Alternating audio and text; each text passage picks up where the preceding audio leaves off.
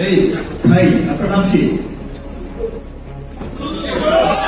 এবার নতুন লুকে হাজির ঢাকায় চলচ্চিত্রের শীর্ষ নায়ক মেগাস্টার শাকিব খান। 16 ডিসেম্বর বিজয় দিবস উপলক্ষে একটি প্রোগ্রামে অংশগ্রহণ করেন শাকিব খান, আর সেখানেই শাকিব খানকে দেখা যায় আরো একটি নতুন লুকে।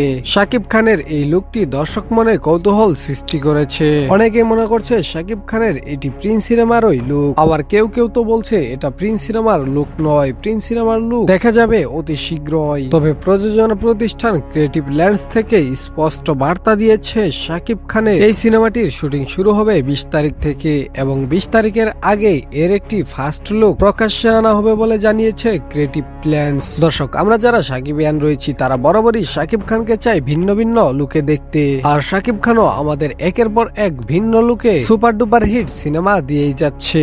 একটি অ্যাডের ভিতরে 6টি ক্যারেক্টার প্লে করে শাকিব খান বিশ্বের বুকে জায়গা করে নিয়েছে, এবং বাংলা ফিল্ম ইতিহাসে এমন একটি রেকর্ড করেছে যা অতীতে আর কখনোই হয়নি বা ভবিষ্যতেও হওয়ার সম্ভাবনা নেই। শাকিব খান যেন সবসময় রেকর্ড ভেঙে রেকর্ড তৈরি করার দৌড়েই থাকে। এবার হয়তো আমরা নতুন কোনো রেকর্ড দেখতেই যাচ্ছি প্রিন্স সিনেমায়।